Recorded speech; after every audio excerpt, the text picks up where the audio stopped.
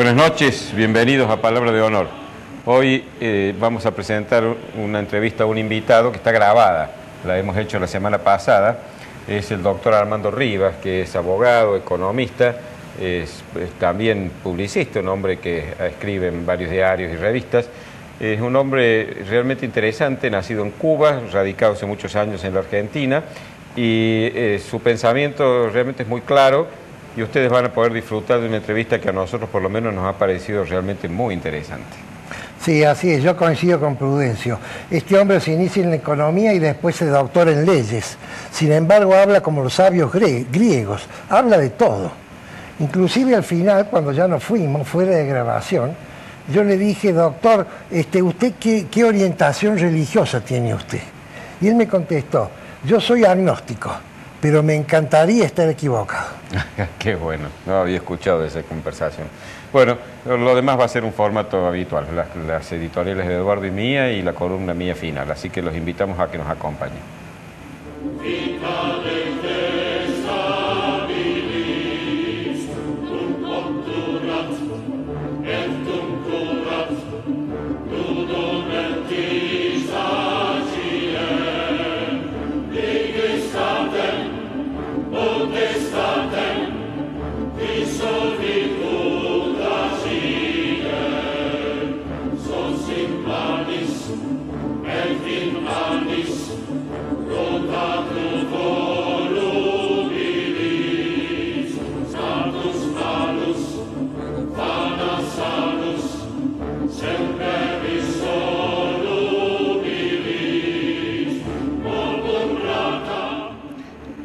Los que siguen este programa desde el año pasado quizás recuerden que en una ocasión me ocupé del significado de la República y me hice la pregunta si la Argentina realmente, tal como la estamos viviendo, es aún una república, aunque el nombre lo lleve.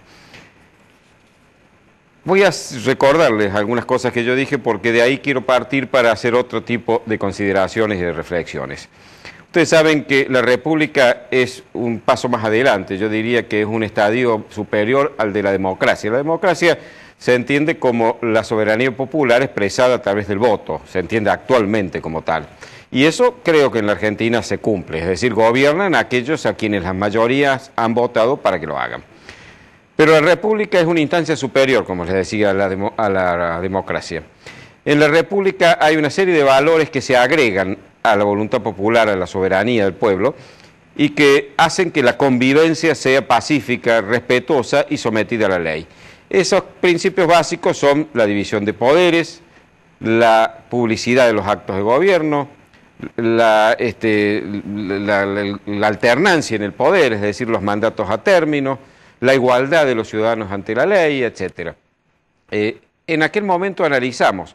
Hoy podríamos hacer un análisis y seguramente el resultado a que llegaríamos sería más grave que el que llegamos el año pasado, el que llegué yo, por lo menos, no sé si usted lo comparte. Pero si usted advierte cada uno de estos valores y empezamos a analizarlos, cómo se están cumpliendo o cómo no se están cumpliendo en la Argentina, la sorpresa que nos llevamos es realmente grande y preocupante. Por ejemplo, la división de poderes. ¿Podemos hablar de que existe división de poderes con una mayoría complaciente, obsecuente en el Congreso de la Nación, que confiesa abiertamente votar lo que le ordenan desde la Casa Rosada y que incluso vota leyes cuyo contenido no conoce, como han confesado algunos de ellos, vota convenios cuyas cláusulas son secretas que ni a ellos se les dan a conocer, que no ejercen el control del Poder Ejecutivo, sino que sirven al Ejecutivo, es decir, no cumplen con su deber? ¿Se puede hablar realmente de que hay división de poderes en esas condiciones? Cuando tenemos legisladores que han incurrido en aquel anatema del artículo 29 de la Constitución, delegando poderes al Ejecutivo y haciéndose, como dice la Constitución, pasibles de la pena de los infames traidores de la patria. Podemos decir que hay un poder judicial independiente cuando un fiscal que acusa a la Presidenta de la Nación y a varios de sus colaboradores de un crimen muy serio, de un delito muy grave, el día antes de presentar su denuncia ante el Congreso de la Nación aparece asesinado con un disparo en la cabeza. Podemos pensar que hay un Poder Judicial independiente cuando hay jueces como Yarvide, que en un tiempo récord y sin investigar sobresea el matrimonio presidencial por una acusación de enriquecimiento ilícito, cuando un juez como Rafecas recibe esta denuncia que costó la vida de este fiscal, y en un tiempo también récord, en lugar de hacer una investigación, simplemente no acepta la imputación. Los jueces están amedrentados, los jueces están amenazados. La Presidenta de la Nación, abusando del poder que le hemos conferido para que trabaje para nosotros, insulta a los magistrados, habla del partido judicial y a aquellos que no se someten a su voluntad o que no apoyan las cosas que ella quiere que apoyen, los agravia, los menosprecia y en definitiva están con miedo. ¿Cómo no van a tener miedo después de haber visto lo que le pasó al fiscal Nisman? ¿Le parece a usted que no hay razones para que los jueces no tengan miedo? Ya no es solo una presión, ya no es solo la amenaza de la destitución a través del Consejo de la Magistratura, es el temor a la muerte, el temor a que les ocurra lo que ya ha ocurrido lamentablemente 2 meses atrás con un fiscal que se animó a imputar al presidente. La alternancia en el gobierno desapareció desde el momento en que la voluntad de un presidente en el año 1994 hizo, y por supuesto la complicidad de otro expresidente, hizo que la Constitución se modificara para que ese presidente pudiera ser reelegido cuando la Constitución no lo preveía. Y cuando estuvimos a punto de que ese presidente que había gobernado 2 periodos seguidos pudiera gobernar un tercero porque un juez le convalidó eso que la Constitución no permite. Existe alternancia cuando ya se estaba preparando, después de un éxito electoral de la presidenta actual, la modificación de la Constitución para que fuera absolutamente ilimitada la posibilidad de la reelección. Acuérdense, Cristina Eterna, y que solo una derrota electoral en el año 2013 puso freno a eso. Existe la igualdad de los ciudadanos ante la ley cuando la Presidenta de la Nación insulta a ciudadanos y los agravia desde un podio y utilizando la red nacional. Existe, por ejemplo, el respeto a los derechos cuando la presión fiscal ya llega a niveles insoportables, cuando se les cobra impuesto a las ganancias a personas que cobran sueldo que apenas les alcanza para vivir. Existe también la salvaguarda de los derechos de los ciudadanos cuando se les impone un cepo cambiario que les impide comprar divisas si quieren hacerlo con la libertad que se supone que la Constitución nos concede a todos. Existe la publicidad de los actos de gobierno cuando hay convenios con China y con la empresa Chevron, cuyas cláusulas nosotros, los dueños del país, los mandantes, no conocemos porque se nos ocultan. Y cuando la publicidad se entiende no el dar a conocer cómo se administran las cosas del Estado, sino el hacer propaganda con dineros públicos para promover a los gobernantes. Entonces, la pregunta de si existe en la Argentina una república me da la impresión de que no trae aparejado una respuesta positiva y alentadora. ¿Qué pasó en la Argentina antes de 1853? Teníamos permanentemente gobiernos de caudillos, de hombres fuertes, buenos, malos, no importa, eso ya cada uno lo juzga como quiere. Hasta que, derrocado el último de ellos, conseguimos reunirnos en Santa Fe para sancionar una Constitución. Y allí, inspirados en las bases de Alberdi, establecimos un sistema republicano. Pero Alberdi, como sabía que los argentinos teníamos una tendencia a buscar hombres fuertes, puso un sistema presidencial, a mi juicio, demasiado poderoso, pero previendo controles de los otros 2 poderes, controles que con los hombres providenciales que se fueron sucediendo se fueron relajando y llegó un momento que nos convertimos virtualmente en una monarquía con tenor republicano. Es decir, cada 4 años la elección de un príncipe que tiene la suma del poder público, un parlamento débil, etc. Pero todavía teníamos vedada la posibilidad de la reelección. Esos hombres providenciales no podían perpetuarse del poder, solo gobernaban un periodo. Pero ya vinieron las reformas, la del 49 de Perón, que estableció la reelección indefinida, después la del 95 de Menem, como decía recién, que además arrasó con los valores republicanos, permitiendo la delegación de facultades, los decretos de necesidad y urgencia, arrasando con el federalismo, haciendo que una provincia que tiene el 40% de la población prácticamente elige el presidente, etcétera, etcétera. Creo que es hora de que nos planteemos una nueva reforma, pero no una reforma para que beneficie al que está gobernando, como las que hemos tenido, sino una reforma precisamente para que nunca más pueda haber un gobernante que use la mayoría que circunstancialmente lo ha apoyado para hacer una constitución a su conveniencia. Creo que es necesario también que nos replanteemos si es el sistema presidencialista el sistema más adecuado para los argentinos que tenemos esa tendencia inveterada a darle a los gobernantes la suma del poder público. Quizá deberíamos plantearnos un sistema parlamentario, como hay en muchos países, sobre todo en países europeos, donde el Poder Ejecutivo esté realmente controlado porque sea del Parlamento con mayorías agravadas de donde salga el primer ministro, el jefe de gobierno, llámese como se llame. Es decir, que pueda tener la ventaja, primero, de reducir el hiperpersonalismo. En segundo lugar, elevar la categoría y elevar el papel y el nivel que tiene el Parlamento. Promover acuerdos entre las distintas bancadas para que haya realmente políticas de Estado aprobadas por todos y que gobierne quien gobierne se mantengan. Fortalecer las instituciones y sobre todo tener un mecanismo ágil para poder resolver las crisis, con un Parlamento que inmediatamente convoca nuevas elecciones, se busca una nueva mayoría, hay acuerdo entre los grupos y hay un nuevo primer ministro que saliendo del Parlamento y sometido a él, teniendo que rendir cuentas, gobierna sin esta especie de halo monárquico que somos tan proclives a otorgarles los argentinos. Creo que es momento de elecciones, es momento de campaña electoral, no hay propuestas, es lamentable porque no se debaten propuestas, pero yo creo que deberíamos plantearnos cosas como esta para ver si podemos mejorar las instituciones a través de una constitución un poquito más adecuada a nuestras necesidades.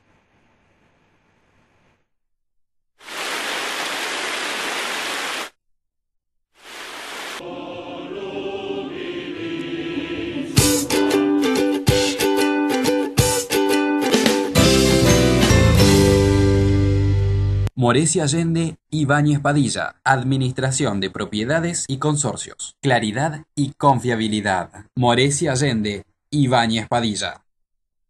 Centro Tomografía Computada Córdoba Sociedad Anónima. Instituto Bulton, líder en diagnóstico por imágenes. Primer instituto de cirugía ambulatoria mínimamente invasiva del interior del país. Avenida Vélez Arfiel 562, Córdoba, Argentina. Teléfono 0351 426 7700.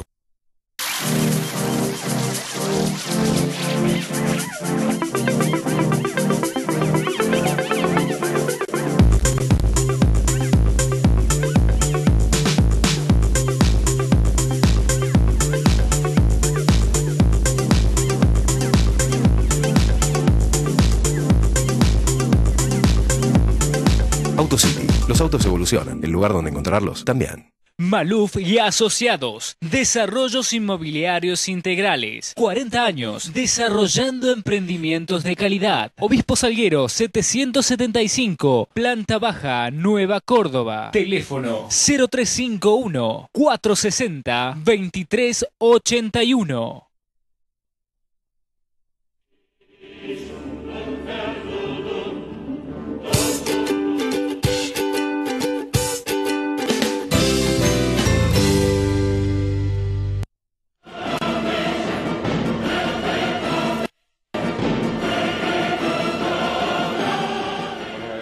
Nuestro invitado de hoy es el doctor Armando Rivas. El doctor Armando Rivas, cubano de nacimiento, pero argentino por su residencia aquí desde hace muchos años. Es doctor en Derecho, es economista, es filósofo, es un hombre que se ha dedicado a la docencia, a la actividad privada, es publicista, escribe en varios diarios y revistas de la Ciudad de Buenos Aires y nos acompaña hoy porque ha venido a dar una conferencia al Instituto Bulton. Doctor Rivas, bienvenido y es un gusto tenerlo aquí con nosotros. Muchas gracias, muy amable. Bienvenido, doctor. Muchas gracias. Doctor Rivas, el último artículo que leí de su pluma era un comentario acerca del resultado de las elecciones de Grecia, el triunfo de la izquierda, y un análisis de las consecuencias que eso podía traer. Y allí usted decía que en Grecia, y entendía que era aplicable para toda Europa, la solución para poder combatir realmente con eficiencia el déficit era empezar bajando los impuestos, antes que el gasto público. Me recordaba la teoría de Laffer, la teoría de Arthur Laffer. ¿Usted cree que en Argentina es extrapolable esto? Yo creo lo mismo en la Argentina. La Argentina tiene un problema de un gasto público que yo estimo más o menos que está hoy en el 53% del Producto Bruto. O sea, se subió del 22% en 2003 al 53% del producto. Y esto, la gente todavía, porque la teoría económica, cuando el gasto público sube en esta línea, toda la teoría económica, a mi juicio, hay que cambiarla. La inflación en la Argentina no es culpa de la inflación. Si no hubiera habido inflación, el gasto público aumenta un 30% por año, ¿cuánto hubiera sido el gasto en términos de producto? Esto no quiere decir, yo aprendí hace un tiempo que uno no elige las alternativas, sino que elige dentro de las alternativas. Una vez que se ha hecho la aberración de subir el gasto, que tienen los europeos también, porque los europeos, aunque parezca mentira, están más desequilibrados económicamente que la Argentina. Hoy la deuda pública ¿cómo se llama?, de Grecia es 175% del PBI. En Francia está como en el 100%, en Italia en el 120%. ¿No? O sea, son cifras, y tienen un gasto público. Francia tiene un gasto público del 57% del Producto Bruto, ¿no? Italia del 50%, y los otros están en el 48, 47. Y la única que anda relativamente mejor, Alemania, porque el euro se hizo paradigmáticamente con el marco.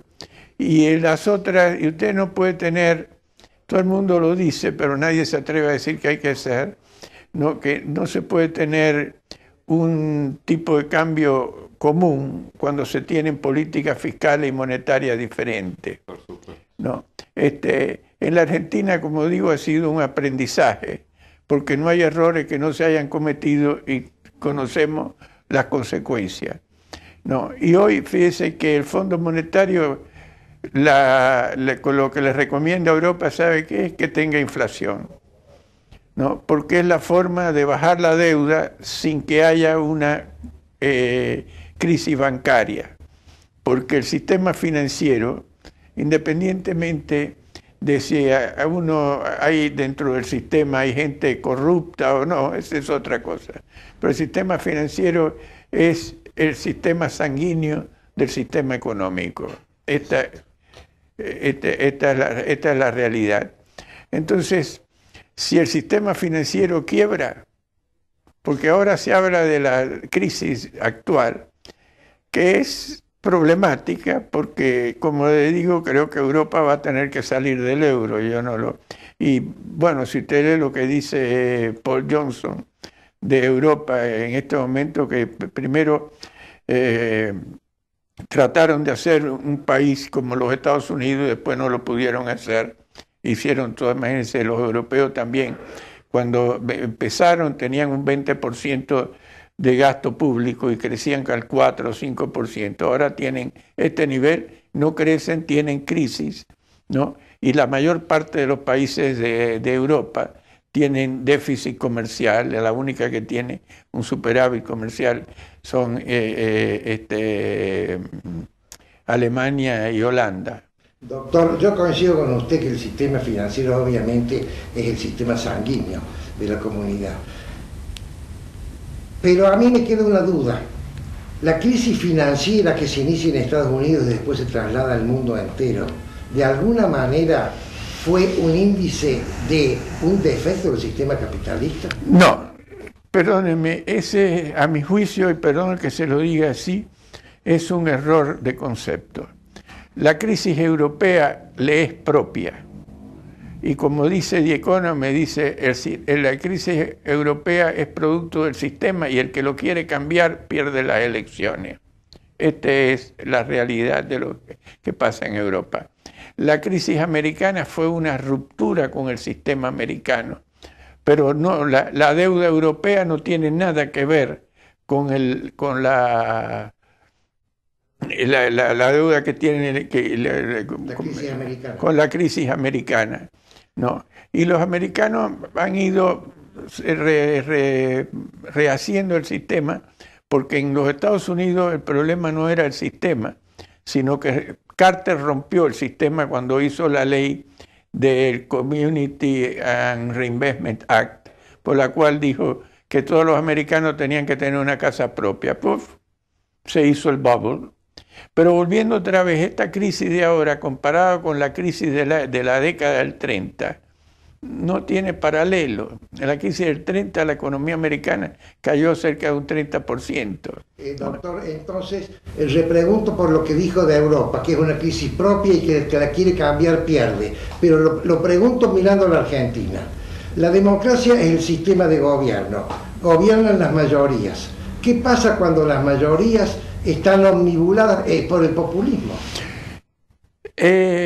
Aquí hay una confusión también con el concepto de democracia.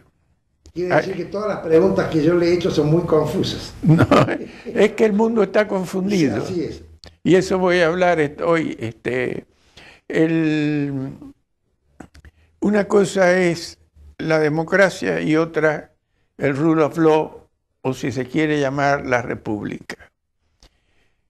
Una cosa es que se decida quién gobierna y otra cosa que las mayorías decidan cómo se gobierna. Y donde donde lo que hicieron los americanos, tuvieron una conciencia clara que la democracia era un desastre. Si usted lee la Carta 51 de Madison, lo que dice de la democracia, y como dijo Jefferson, un despotismo electivo no fue el gobierno por el que luchamos. Entonces, la falacia de la democracia es que no es que gobiernen las mayorías, sino, como dice Hume, las asambleas que pretenden representarla, en nombre de la demagogia que la definió Aristóteles hace 2500 años. El rule of law tomó conciencia de esto y por eso se estableció la Constitución, ¿no? Y la separación de los poderes, en el cual el poder judicial es fundamental porque es la forma de controlar al gobierno, porque como dice Madison en la Carta 51, dice, ¿qué es el gobierno? Si fuéramos gobernados si fuéramos ángeles no haría falta el gobierno. Si fuéramos a ser gobernados por ángeles no necesitaríamos ningún control al gobierno. Pero ¿qué es el gobierno? An administration of men over men. Claro, no conocía a Cristina, hubiera dicho men and women. Doctor, antes de ir a un pequeño corte, una pregunta. Por lo que usted ha descrito acerca de los números de la economía europea, ¿podría decirse entonces que hoy Europa está padeciendo desde el punto de vista económico un verdadero populismo? Por supuesto. Es porque los europeos jamás, como lo dice Ayn Rand, entendieron la filosofía política americana. Porque una de las falacias en que estamos viviendo es creer que existe la civilización occidental y cristiana. Si hubiera sido por los europeos seríamos nazis o comunistas. Y antes que se inventara la Revolución Francesa, que fue otra de las mentiras que nos enseñaron, porque se hizo sobre la base de los criterios de Rousseau, que no los voy a repetir porque no tenemos tiempo, ¿no? Pero fue lo que se llamó, lo que yo llamo el oscurantismo de la razón, ¿no? Entonces, Europa no, ha estado siempre en el socialismo y si no en el fascismo. Y además lo único que hicieron a través de la historia fue matarse entre ellos. Si no hubiera sido por los Estados Unidos, seríamos nazis o comunistas. Y los americanos tuvieron la sabiduría de lo que dijo Hume, que la riqueza de tu vecino no te perjudica, sino que te beneficia. Y por eso es el único país que gana una guerra y en lugar de pedirle reparaciones a los vencidos, ¿qué hizo? Le reparó la economía. ¿Y por qué? Porque sabía que le convenía Pero eso es una sabiduría que está fuera de la historia, porque en la historia siempre se creyó que había que hacer guerra y matar al vecino, bueno, y por eso, como escribió Montesquieu en las cartas persas, los cristianos eran los que más se mataban entre ellos. Doctor, una breve pausa. Vamos a hacer una pausa y seguimos.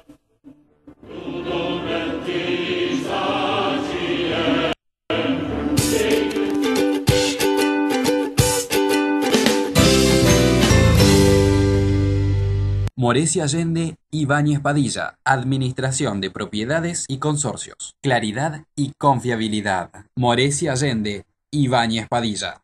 Maluf y Asociados, Desarrollos Inmobiliarios Integrales. 40 años desarrollando emprendimientos de calidad. Obispo Salguero 775, Planta Baja, Nueva Córdoba. Teléfono 0351 460 2381. Centro Tomografía Computada Córdoba Sociedad Anónima. Instituto Ulton, líder en diagnóstico por imágenes. Primer instituto de cirugía ambulatoria mínimamente invasiva del interior del país. Avenida Vélez Arfiel 562, Córdoba, Argentina. Teléfono 0351 426 7700.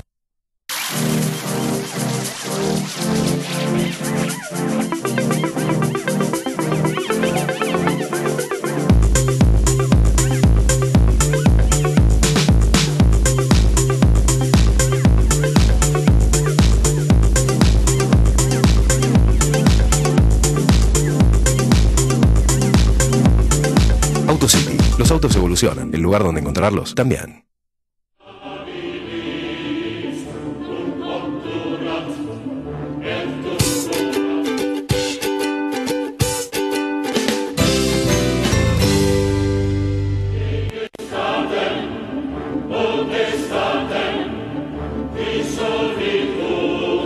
Entonces usted explicó una cosa muy interesante.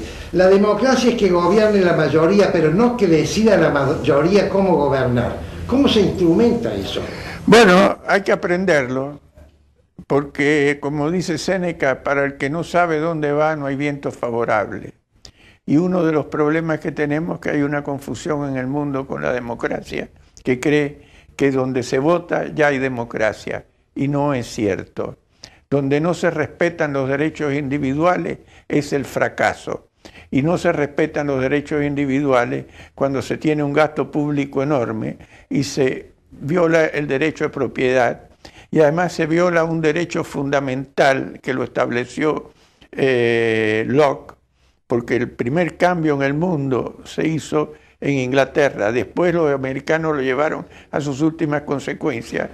Y aunque usted no lo crea, el tercer país que hizo eso, ¿sabe quién fue?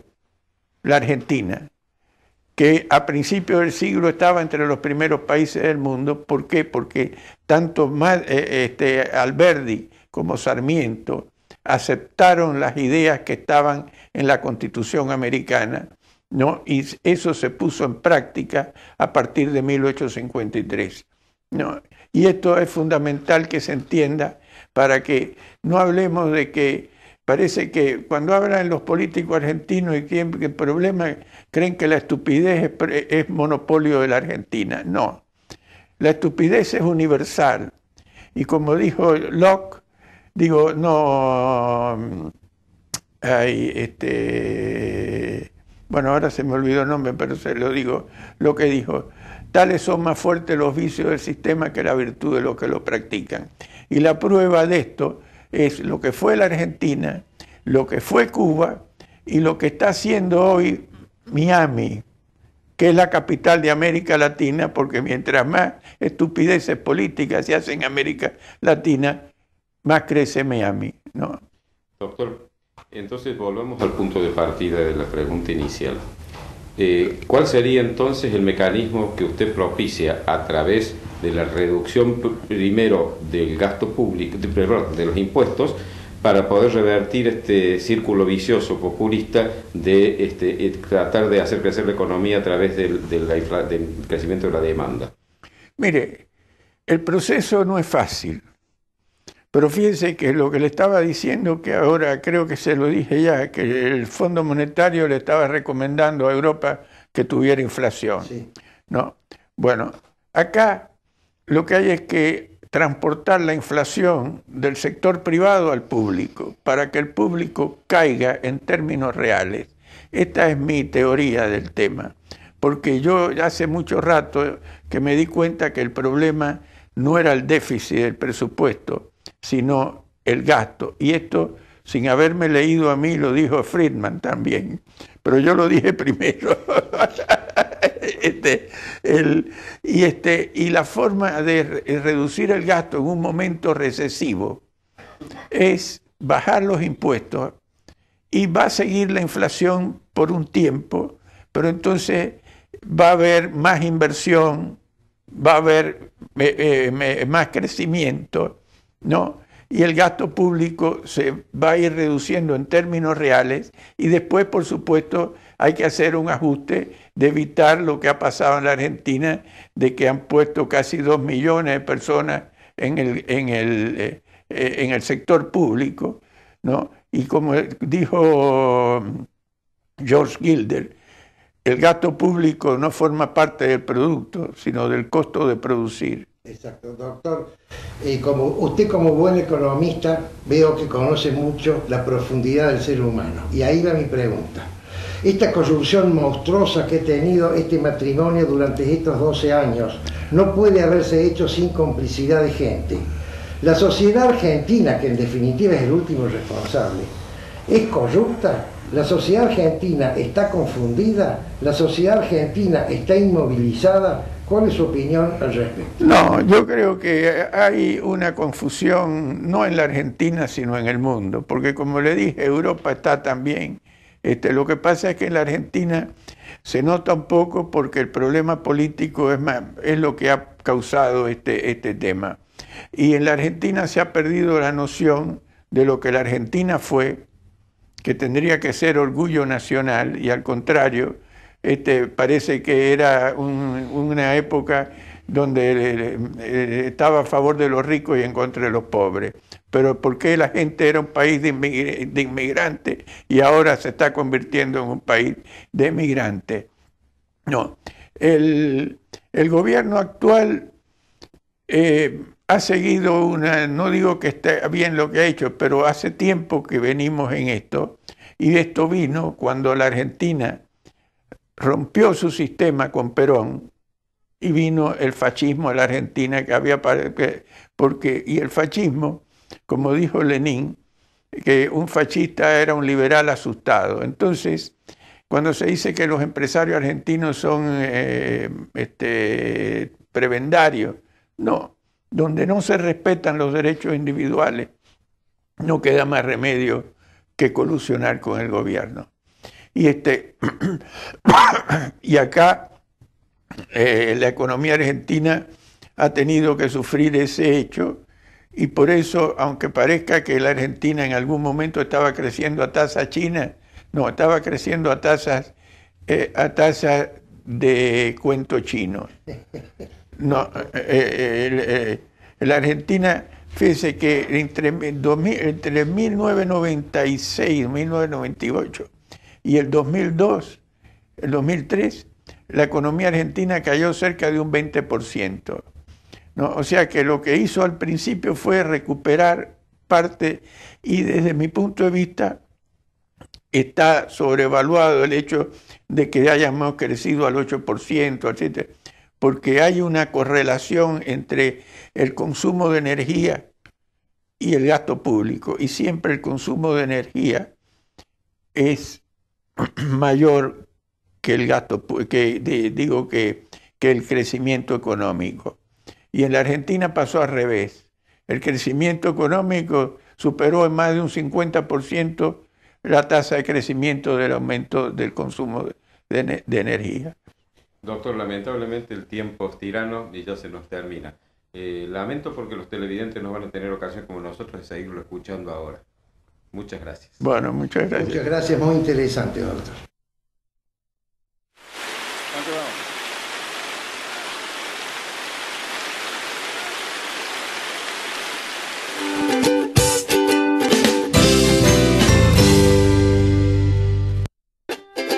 Ahora comprar tu auto es una experiencia única. Llegó AutoCity, un nuevo espacio con 0 kilómetros, usados, pista de prueba y área de servicios. AutoCity, los autos evolucionan. El lugar donde encontrarlos también. Morecia Allende, Ibáñez Padilla, Administración de Propiedades y Consorcios. Claridad y confiabilidad. Morecia Allende, Ibáñez Padilla. Centro Tomografía Computada Córdoba Sociedad Anónima. Instituto Ulton, líder en diagnóstico por imágenes. Primer instituto de cirugía ambulatoria mínimamente invasiva del interior del país. Avenida Vélez Arfiel 562, Córdoba, Argentina. Teléfono 0351 426 7700.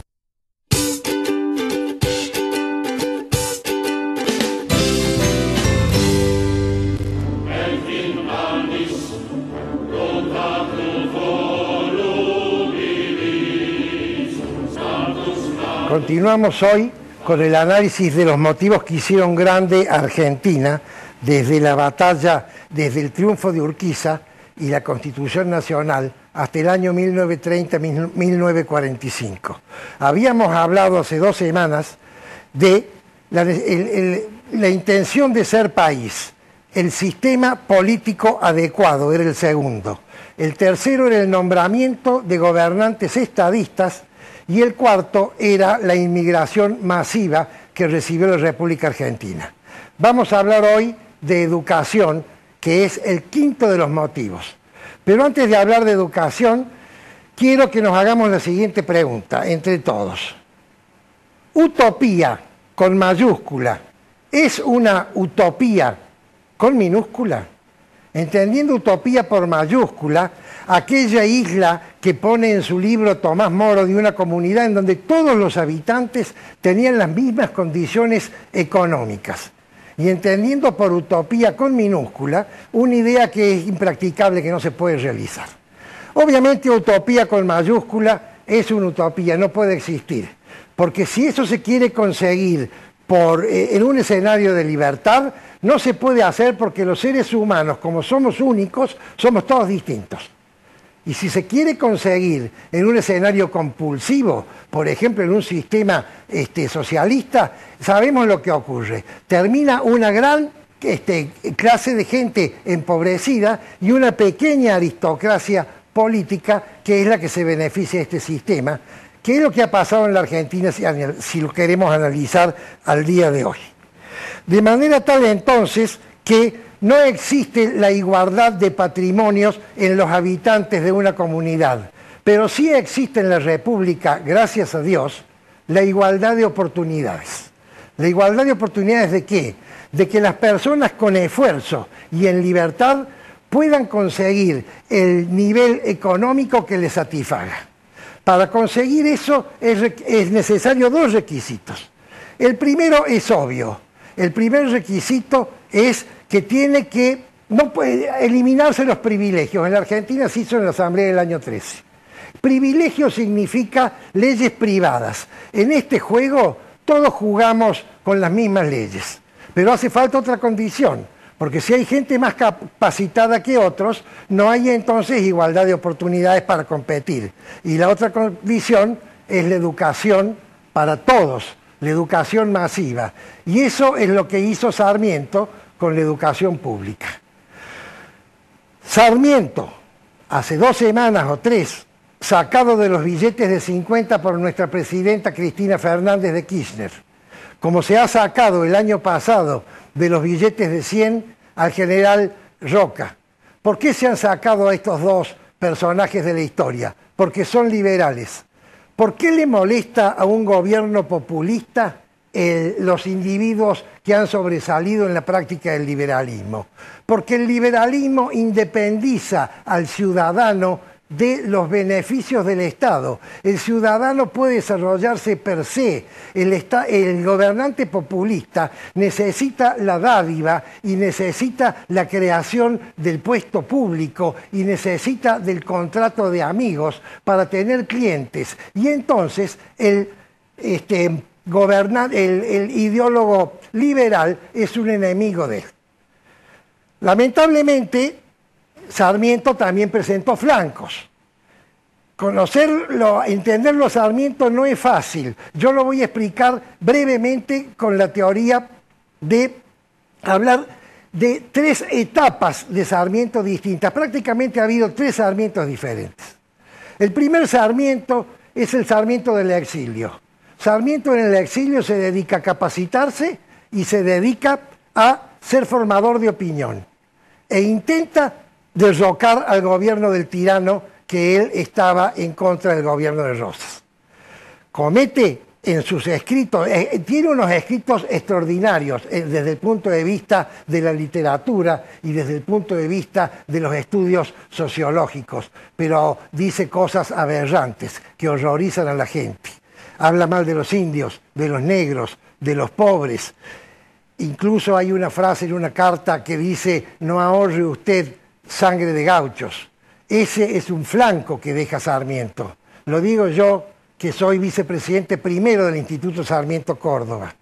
El segundo Sarmiento es el Sarmiento ya gobernador unitario de la provincia de San Juan. Este Sarmiento también, sin perjuicio que haya gobernado bien, seguramente, también deja un flanco débil, que es la muerte del Chacho Peñalosa. Él, en su afán de terminar con los caudillos tardíos, llamados así, los caudillos que vienen después de la Constitución, ordena apresarlo al Chacho, y cuando el Chacho se entrega es lanceado y es asesinado, seguramente por orden de Sarmiento, otro flanco que deja abierto. Pero entonces quiero analizar ahora el tercer Sarmiento.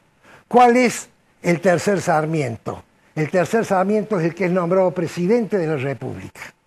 No tenía partido político, no era caudillo militar, lo nombran presidente de la República, y entonces, ¿qué decide hacer Sarmiento? Decide convertirse en estadista, entendiendo por estadista una persona que gobierna para beneficio de todos. Ya no hubo más unitarios, ya no hubo más federales, lo que hubo fue habitantes de la República Argentina. En aquella época, una metrópoli, 10 ciudades y 100 villas, que él conectó, interrelacionó a través de lo que existía en la época, que era el telégrafo y que era el ferrocarril, y puso una escuela en cada pueblo. Eso es lo que hace Sarmiento, y consigue con eso la educación masiva para todos los, no él, sino en el tiempo, ¿cierto? El plan que él instaura, de educación masiva para todos los habitantes de la República Argentina. Y pasa la República Argentina a ser uno de los países, desde el punto de vista de la cultura, más desarrollados del orbe. Pero ahí no termina la cosa. Cuando un país es culto y cuando hay desarrollo, es decir, hay más trabajo que gente que quiere trabajar, aparece la clase media.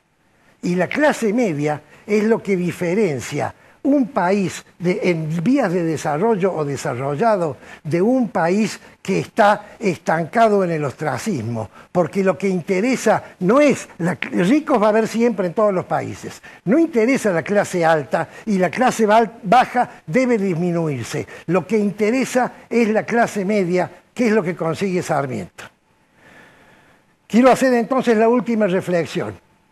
Imaginen ustedes una persona, un hombre de mediana edad, que está observando un roble grande, un roble añoso, un roble con una copa de ramas y de hojas que proyectan una enorme sombra, y este hombre de mediana edad está mirando el roble. Y yo imagino que piensa: ¿quiénes plantan los robles? Este hombre piensa: ¿quiénes plantan los robles? Siendo el roble un árbol que necesita un tiempo tal para desarrollarse y poder proyectar sombra, mayor que el tiempo de la vida personal de la persona que lo planta. Y entonces aquí viene la respuesta. Los robles los plantan 2 tipos de personas: los estadistas y los maestros.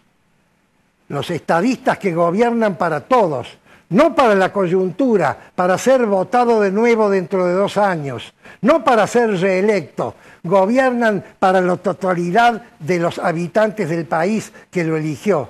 Y los maestros, que son las personas que transmiten la enseñanza a las generaciones siguientes, y eso es lo que hizo Sarmiento cuando implementó la educación pública masiva, y por eso quiero terminar esta locución con la definición de un alumno de los grados, cuyo nombre lamentablemente no he podido retener, que para mí dio la mejor definición de Sarmiento que yo he escuchado. Sarmiento era un maestro que también fue presidente de la República. Es palabra de honor.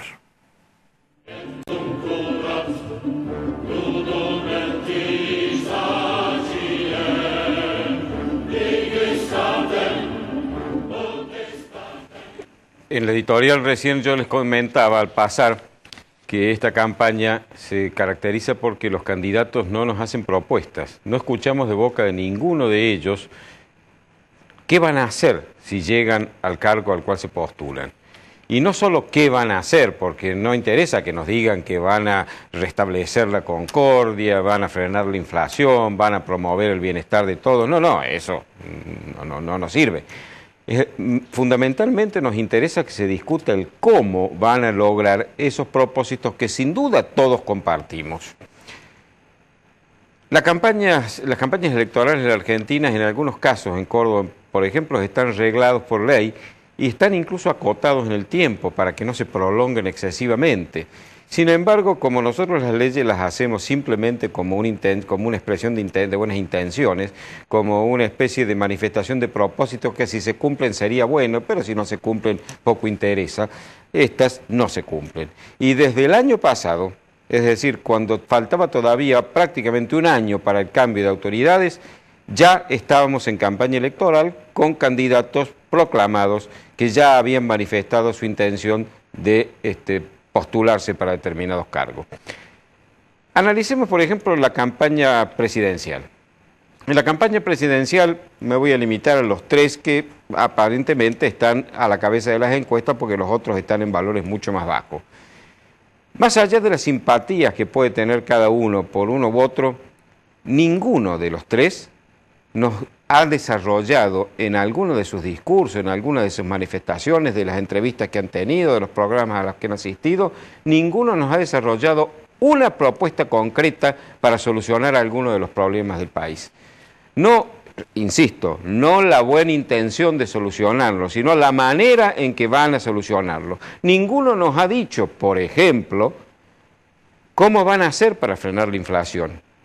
¿Qué medidas van a tomar para que restablezcamos un sistema de seguridad y no estemos expuestos como lo estamos a que cualquier acto de violencia nos traiga una tragedia en nuestra vida? No nos dice, por ejemplo, cómo van a restablecer la concordia. Simplemente con palabras bonitas no es posible. La sociedad argentina está dividida por una profunda brecha que luego de 12 años de gobierno kirchnerista ha llegado realmente a convertirse en un abismo. Estamos enfrentados, prácticamente nos estamos odiando unos a otros. ¿Cómo se soluciona eso? ¿Cómo se restablece la honradez? Sí, con buenas conductas, pero también con el castigo a quienes no incurren en ella, los que cometen actos delictivos desde el poder. ¿Qué van a hacer con todo eso?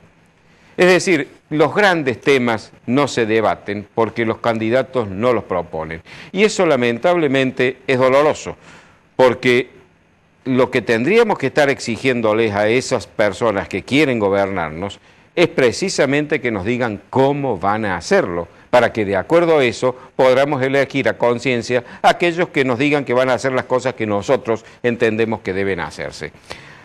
Ahora bien, no les quito responsabilidad a ellos, pero en definitiva, ellos están actuando de esa manera porque están diciendo lo que la gente quiere oír. De manera que el cargo no es tanto a esos candidatos, sino a la sociedad argentina, a usted, a mí, a nosotros, a todos nosotros. Porque en mayor o menor medida, y con todas las excepciones del caso, los argentinos hemos perdido la conciencia republicana de exigirle a los gobernantes que nos digan qué van a hacer y cuando llegan al gobierno que hagan lo que prometieron. Somos nosotros los que tenemos que plantearles a ellos las necesidades que tenemos y exigirles que ellos nos digan cómo se proponen solucionarlas o satisfacerlas. Y eso no lo estamos haciendo. Y esto tiene que ver con lo que yo decía recién en el editorial, porque es una expresión más de la falta de conciencia republicana que la sociedad argentina tiene y que necesariamente, al no tener la conciencia republicana desarrollada, cae en manos de oportunistas que no ven a la República sino como una excusa para aumentar su patrimonio y desarrollar un proyecto de dominación donde lo único que les interesa es el ejercicio del poder. El clientelismo, el populismo, el soborno, la corrupción es hija de la ausencia de conciencia republicana. Si nosotros estuviéramos exigiéndoles a los gobernantes que gobiernen ajustados a la ley y a la Constitución, que ejerzan los controles recíprocos que la propia Constitución prevé para que ninguno de ellos tenga demasiado poder ni incurra en actos delictivos o nos perjudique en sus decisiones, estaríamos también exigiéndoles a aquellos que se promueven para ocupar esos cargos que nos digan cómo van a actuar. Quizás nos mientan, lo han hecho muchas veces, quizás nos engañen, quizás no puedan hacer lo que dicen, pero por lo menos vamos a tener una palabra a la cual aferrarnos para que cuando presten su juramento, que como ustedes bien recuerdan, dicen al final que Dios y la patria os lo demanden, tengamos por lo menos la seguridad de que en nombre de la patria el pueblo puede reclamarle el no haber hecho lo que prometieron hacer en la campaña. Ojalá que la sociedad argentina madure, porque solo la madurez de los argentinos es lo que nos va a permitir tener gobernantes que sirvan a las necesidades que la República tiene.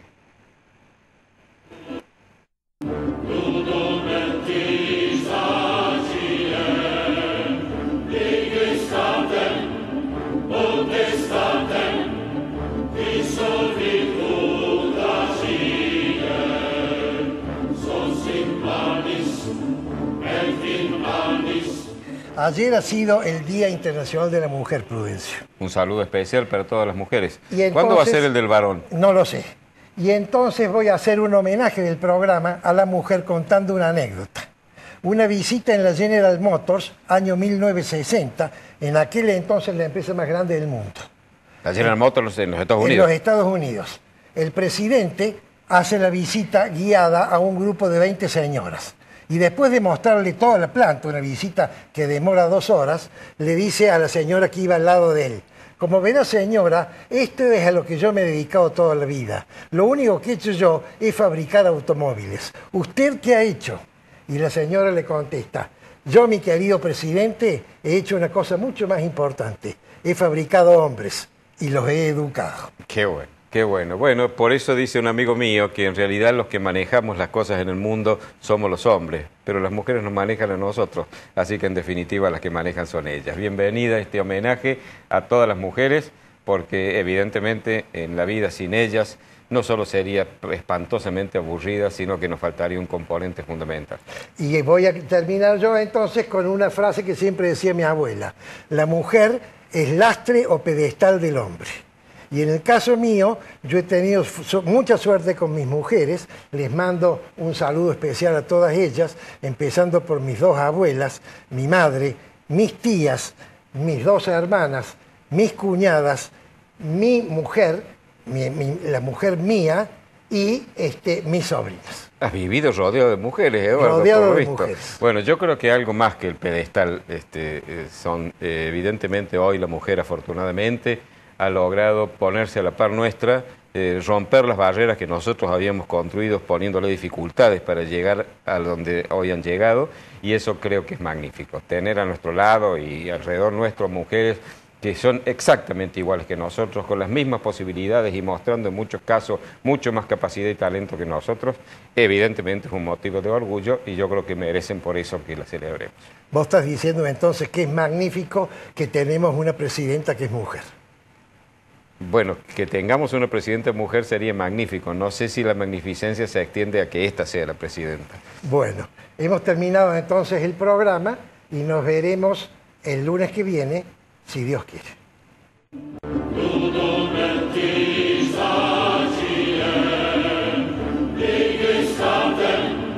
Potestatem, qui solvitur